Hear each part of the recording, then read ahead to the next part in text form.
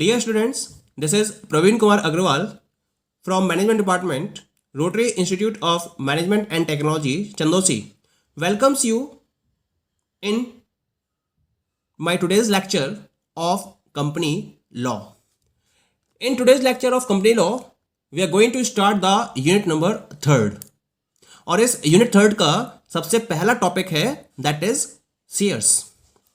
हमें डिस्कस करना है कि शेयर्स का कॉन्सेप्ट क्या होता है.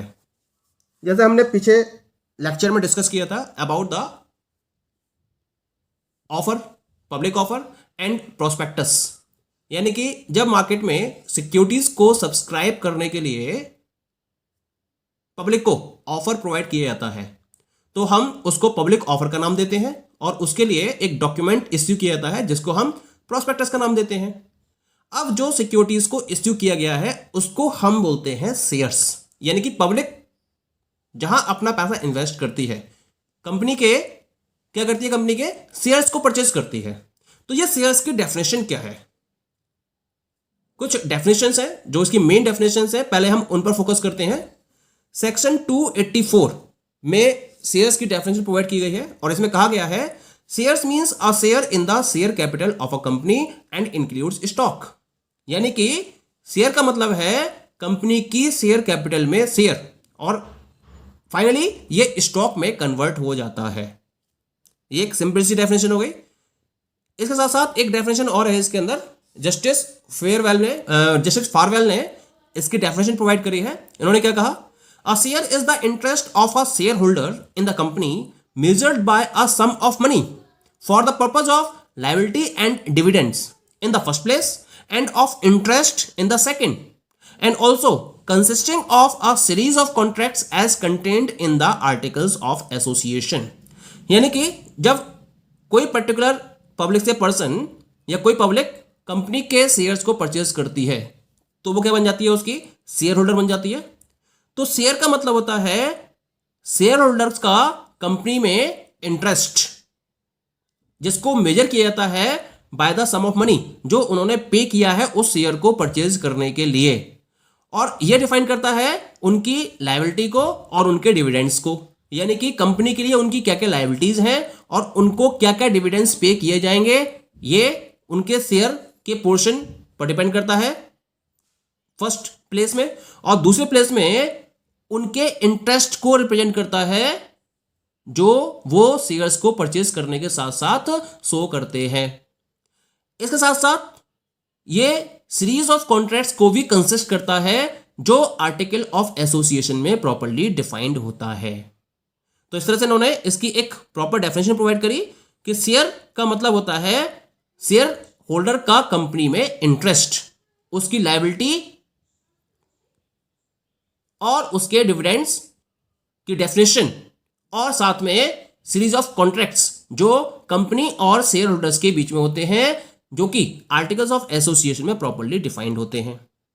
तो इन्होंने इस तरह से शेयर की डेफिनेशन प्रोवाइड करी. सुप्रीम कोर्ट ऑफ इंडिया ने भी शेयर की एक डेफिनेशन प्रोवाइड कर रखी है. क्या डेफिनेशन है शेयर की?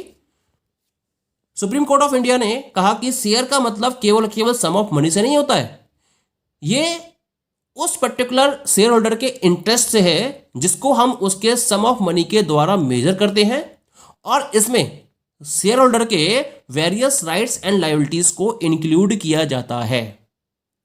एक शेयर बंडल ऑफ राइट्स को इंक्लूड करता है और बंडल ऑफ बेनिफिट्स को प्रोवाइड करता है.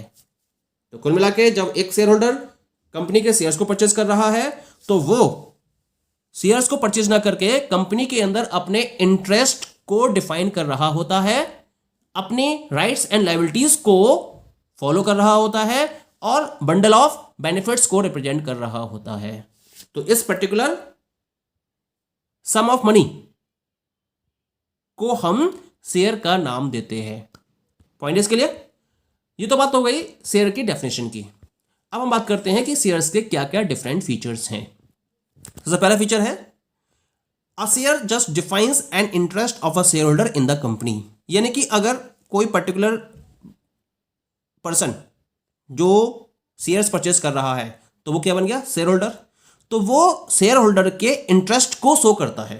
यानी कि अगर मैं किसी कंपनी में शेयर्स को परचेज कर रहा हूं तो इसका मतलब मैं उस कंपनी की वर्किंग में और उस कंपनी के साथ एसोसिएट होने में इंटरेस्टेड हूं, तो मेरे इंटरेस्ट को रिप्रेजेंट करता है as a share holder in the company. दूसरा है shares just represents the bundle of rights and obligations of the share holder and the company. अगर मैंने शेयर्स परचेज करे हैं तो इसका मतलब वो मेरे लिए एक बंडल ऑफ राइट्स और ऑब्लिगेशंस को रिप्रेजेंट कर रहे हैं और उसके साथ साथ कंपनी के राइट्स और ऑब्लिगेशंस को भी रिप्रेजेंट कर रहे हैं। क्लियर? थर्ड वन इज जितने भी राइट्स एंड ऑब्लिगेशंस शेयर्स के द्वारा फॉलो किए जाते हैं इन सबको रेगुलेट करने के लिए कंपनी क्या करती है, आर्टिकल ऑफ एसोसिएशन में रूल्स एंड रेगुलेशंस को फॉर्मुलेट करती है और इन्हीं रूल्स एंड रेगुलेशंस के बेसिस पर इन राइट्स एंड ऑब्लिगेशंस को फॉलो किया जाता है। Okay, now come to the next property of share. The next property is a share after issue is regarded as goods. एक शेयर को इश्यू के बाद हम गुड्स की तरह ट्रीट करते हैं। फिफ्थ पॉइंट इज ये एक मूवेबल प्रॉपर्टी है और इसको ट्रांसफर भी किया जा सकता है। It can move from one person to another person and it can be transferred to one person to another person. यानी कि शेयर्स को हम सेकेंडरी मार्केट में परचेज और सेल भी कर सकते हैं, यानी कि इसके अंदर एक ट्रांसफरेबल प्रॉपर्टी भी अवेलेबल होती है। Next point is share holder not having physical position of the interest but has a right to such interest in the company. अगर शेयर्स परचेज कर लिए तो इसका मतलब आपने उसका फिजिकल पोजीशन नहीं किया है, बल्कि आपने राइट्स परचेज किए हैं कंपनी में इंटरेस्ट के। You are having a right to interest in the company, लेकिन आपके पास इंटरेस्ट का फिजिकल पोजीशन नहीं होता है। ओके, नेक्स्ट वन इज हम शेयर्स को उनके एप्रोप्रिएट नंबर के बेसिस पर डिस्टिंग्विश कर सकते हैं, डिफरेंशिएट कर सकते हैं। उसको एक एप्रोप्रिएट नंबर दिया जाता है हर शेयर को और इस तरह से हम डिफरेंट शेयर्स को एक दूसरे से नंबर्स के बेसिस पर डिस्टिंग्विश कर सकते हैं। नेक्स्ट पॉइंट इज शेयर को अगर मुझे एविडेंस देना है कि this is the share holder तो उसके रेफरेंस में एक शेयर सर्टिफिकेट प्रोवाइड किया जाता है। यानी कि अगर कोई शेयर होल्डर कंपनी का तो उसने शेयर्स परचेस कर रखे हैं तो ये प्रूफ करने के लिए कि वो कंपनी का शेयर होल्डर है और उसने शेयर्स को परचेस कर रखा है, उसके लिए उसे एक शेयर सर्टिफिकेट प्रोवाइड किया जाता है जो इस बात का प्रूफ होता है कि उसके पास कंपनी के इतने पर्टिकुलर शेयर्स अवेलेबल हैं। क्लियर? नेक्स्ट वन इज जब एक पर्टिकुलर पर्सन शेयर होल्डर बन जाता है तो उस शेयर होल्डर का नाम कंपनी के मेंबर्स के रजिस्टर में एंटर कर लिया जाता है। इसके साथ साथ अगर हम शेयर्स की बात करें तो ये एक पैसिव प्रॉपर्टी है। पैसिव प्रॉपर्टी का मतलब क्या होता है, अगर आपने शेयर्स को परचेस करा है तो इसका मतलब नहीं है, ये नहीं है कि आप कंपनी के ऑनर बन गए या कंपनी की प्रॉपर्टी आपकी हो गई। नो, कंपनी की प्रॉपर्टी कंपनी के नाम से ही रजिस्टर्ड होती है, यानी कि कंपनी खुद में एक आर्टिफिशियल पर्सन होती है, तो जितने भी अधिकार होते हैं वो कंपनी के खुद के ही होते हैं उस पर। अगर आपने शेयर्स परचेज कर रहे हैं तो आपने इंटरेस्ट परचेज किया है, आपने कंपनी के इंटरेस्ट को परचेज किया है, कंपनी के अंदर अपने राइट ऑफ इंटरेस्ट को परचेज किया है, ना कि कंपनी की प्रॉपर्टी को। इसी वजह से एक ऐसी प्रॉपर्टी है, पैसिव प्रॉपर्टी होती है। The last point is not a negotiable instrument. ये एक नेगोशिएबल इंस्ट्रूमेंट नहीं होता है। तो इस तरह से these all are the features of share. अब हम बात करते हैं स्टॉक की और फिर बात करेंगे कि स्टॉक और शेयर में क्या डिफरेंस होता है। क्या मतलब है स्टॉक का? Stock is the aggregate of fully paid shares which have been legally consolidated. It may be divided into fractions of any amount and also can be sold and transferred. Stock का मतलब क्या होता है? जब shares को fully paid up कर दिया जाता है बाय द शेयर होल्डर्स और जिनको लीगली कंसोलिडेट कर दिया जाता है, तब जो फॉर्म आती है उसको हम स्टॉक का नाम देते हैं। तो स्टॉक का मतलब क्या होता है? Fully paid shares legally consolidated. Point is clear? इसको हम किसी भी अमाउंट के फ्रैक्शन में डिवाइड कर सकते हैं, इसको हम सेल भी कर सकते हैं मार्केट के अंदर और ट्रांसफर भी कर सकते हैं। जबकि शेयर्स में क्या है, जब तक वो फुली पेड नहीं हो जाते तब तक आप इनको ना तो ट्रांसफर कर सकते हो और ना ही इनको आप सेल कर सकते हो। क्लियर? इसके रिगार्डिंग कुछ पर्टिकुलर पॉइंट्स हैं जो इसको डिफाइन करते हैं। क्या क्या पॉइंट्स हैं? सबसे पहला है can not issue stock initially. आप स्टॉक को इनिशियली इश्यू नहीं कर सकते। सबसे पहले आपको शेयर्स को इश्यू करना पड़ेगा, फिर उसको फुल वैल्यू में पेड अप करना पड़ेगा और तब आप इसको स्टॉक में कन्वर्ट कर सकते हो। ओके, सेकेंड पॉइंट इज केवल फुल्ली पेड शेयर्स को ही स्टॉक में कन्वर्ट किया जा सकता है। ओके, थर्ड पॉइंट, स्टॉक्स को हम शेयर्स में भी कन्वर्ट कर सकते हैं, लेकिन इसके लिए हमें एक ऑर्डिनरी रिजोल्यूशन लेकर आना होता है। नेक्स्ट वन इज जब शेयर्स को स्टॉक में कन्वर्ट किया जाता है तो जो रजिस्टर है मेंबर्स का वो अमाउंट ऑफ स्टॉक को रिप्रेजेंट करेगा।